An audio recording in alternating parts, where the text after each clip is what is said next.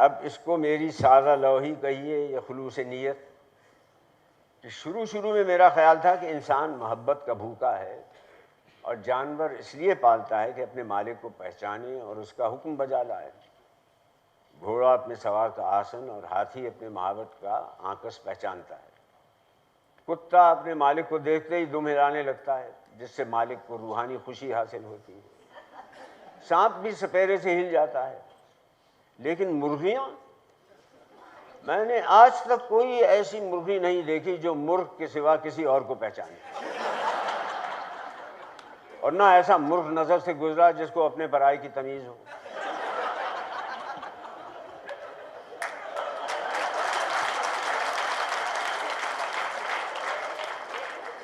مہینوں ان کی داشت اور سنبھال کیجیے، برسوں ہتھیلیوں پر چگائیے، لیکن کیا مجال کہ آپ سے ذرا بھی مانوس ہو جائیں۔ میرا مطلب یہ نہیں کہ میں اس یہ امید لگائے بیٹھا تھا کہ میرے دہلیز پر قدم رکھتے ہی مرغ سرکس کے طوطے کی مانند توپ چلا کر سلامی دیں گے، یا چوزے میرے پاؤں میں وفادار کتے کی طرح لوٹیں گے، اور مرغیاں اپنے اپنے انڈے سپردم بتو مائے خویش را کہتی ہوئی مجھے سونپ کر الٹے قدموں واپس چلی جائیں گی۔ تاہم پالتو جانور سے خواہ وہ شرن حلال ہی کیوں نہ ہو، یہ توقع نہیں کی جاتی کہ وہ ہر چمکتی ہوئی چیز کو چھری سمجھ کر بدکنے لگے، اور مہینوں کی پرداخت اور پرورش کے باوجود محض اپنے جبلی تعصب کی بنا پر ہر مسلمان کو اپنے خون کا پیاسا تصور کرے۔ جو حضرات عالم دنیاوی سے عاجز اور پریشان رہتے ہیں، ان کو میرا مخلصانہ مشورہ ہے کہ مرغیاں پال لیں۔ پھر اس کے بعد پردہ غیب سے کچھ ایسے نئے مسائل اور فتنے خود بخود اٹھ کھڑے ہوں گے کہ انہیں اپنی گزشتہ زندگی جنت کا نمونہ معلوم ہوگی۔ یہ سلسلہ چل ہی رہا تھا کہ ادھر ایک تشویشناک صورت یہ رونما ہوئی کہ ایک مرغ کٹ کھنا ہو گیا۔ پہلے تو یہ ہوا کرتا تھا کہ جب بچوں کو تماشا دیکھنا منظور ہوتا تو وہ مرغوں کے منہ پر توے کی کلونس لگا کر کھانے کی میز پر چھوڑ دیتے، اور لڑائی کے بعد میز پوش کے داغ دھبوں کو ربڑ سے مٹانے کی کوشش کرتے۔ لیکن اب کسی اہتمام کی ضرورت نہ رہی، کیونکہ وہ دن بھر پڑوسیوں کے مرغوں سے فی سبیل اللہ لڑتا اور شام کو مجھے لڑاتا تھا۔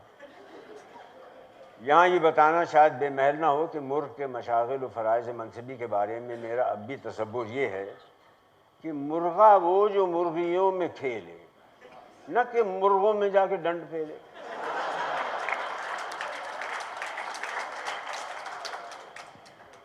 معاملہ ہم جنس تک ہی رہتا تو غنیمت تھا، لیکن اب تو یہ ظالم مرغیوں سے زیادہ آنے جانے والوں پر نظر رکھنے لگا۔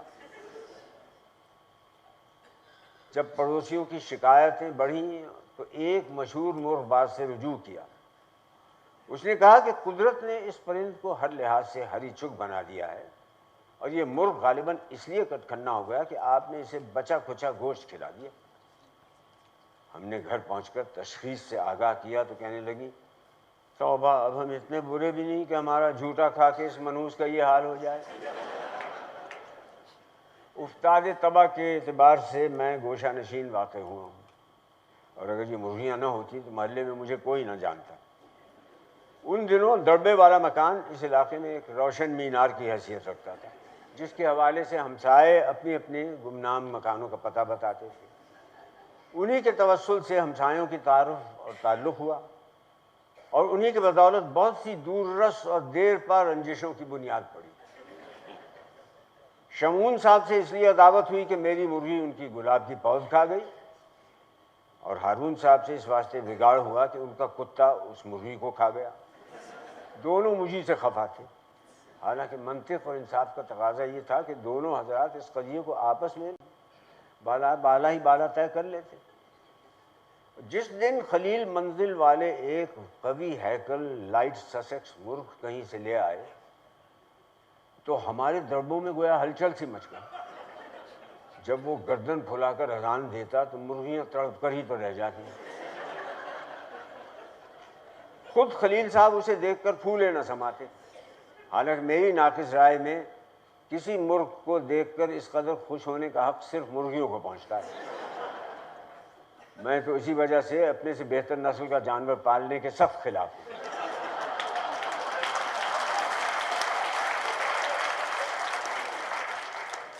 بہرحال یہ اپنے اپنے ظرف اور ذوق کا سوال ہے، جس سے مجھے فی الحال کوئی سروکار نہیں۔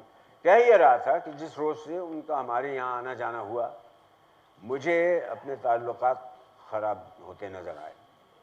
آخر ایک دن ان نے ہماری بقاولی سیاہ منارکا مرغی کی آنکھ پھوڑ دی۔ رات بھر اپنی تقریر کا ریہرسل کرنے کے بعد دوسری صبح میں خلیل صاحب کو ڈانٹنے گیا۔ جس وقت میں پہنچا تو وہ اپنی ہتھیلی پر ایک انڈا رکھے حاضرین کو اس طرح اترا اترا کر دکھا رہے تھے جیسے ان کی ذاتی محنت اور صبر کا پھل ہو۔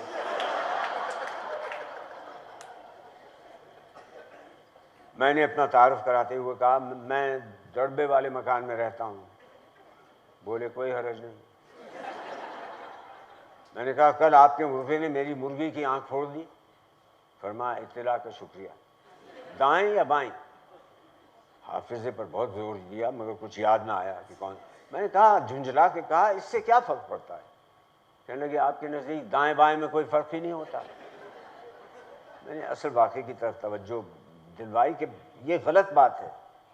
بولے جی ہاں صریحاً غلط بات ہے، اس لیے کہ آپ کی مرغی دوغلی ہے اور آپ کا مرغا راج ہنس ہے۔ میں نے بات کاٹی، تڑپ کر بولے آپ مجھے برا بھلا کہہ لیں، ملک تک کیوں جاتے ہیں؟ پھر ذرا دم لے کر کہنے لگے قبلہ اگر وہ راج ہنس نہیں ہے تو آپ کی مرغی یہاں آئی کیوں؟ میں نے سمجھایا کہ آخر جانوری تو ہے، انسان تو نہیں جو منہ باندھے پڑا رہے۔ ارشاد ہوا آپ اپنی پدمنی کو باندھ کے نہیں رکھ سکتے تو بندہ بھی اس کی چونچ پر غلاف چڑھانے سے رہا۔